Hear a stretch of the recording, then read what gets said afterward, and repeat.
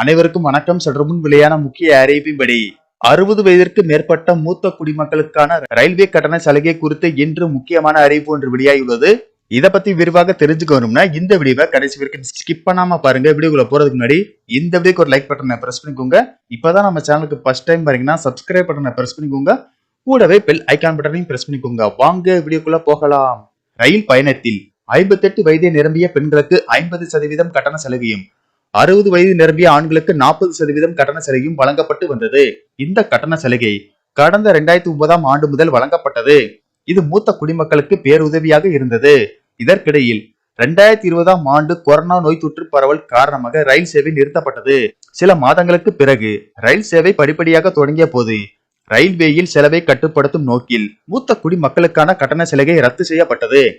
ரயிலில் கட்டண சலுகை ரத்தால் 2020ஆம் ஆண்டு முதல் பயணத்தை மூத்த குடிமக்கள் படிப்படியாக தவிர்க்க தொடங்கினர். ஆன்மீக தலங்களுக்கு செல்லவும் மருத்துவ சிகிச்சைக்கு சென்று வரவும் மூத்த குடிமக்களுக்கு இந்த கட்டண சலுகை பேருதவியாக இருப்பதால் இதை மீண்டும் வழங்க வேண்டும் என்று பல்வேறு தரப்பினர் கோரிக்கை விடுத்தனர்.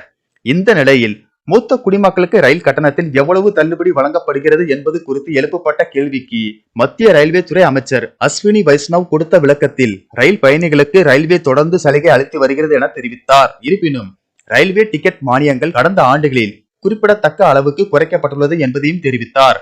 இதனைத் தொடர்ந்து ரயில்வே டிக்கெட் மானியங்கள் நிறுத்தப்பட்டது குறித்து மதிமுக எம்பி துரை வைகோ நாடாளுமன்றத்தில் கேள்வி எழுப்பினார்.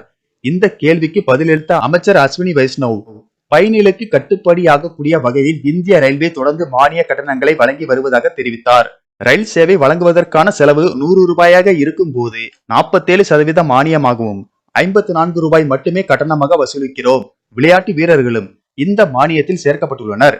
தற்போது டிக்கெட் விலையை வைத்து 56,993 கோடி ரூபாய் மானியமாக வழங்கப்படுகிறது.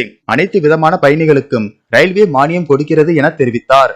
எனவே மூத்த குடிமக்களுக்கான சலுகைகளை மீண்டும் வழங்க நாடாளுமன்ற குழு பரிந்துரைத்துள்ளது. இருப்பினும் கொள்கையை மாற்றி அமைப்பது குறித்து மத்திய அரசாங்கத்திடம் இருந்து எந்த அறிகுறியும் இல்லை.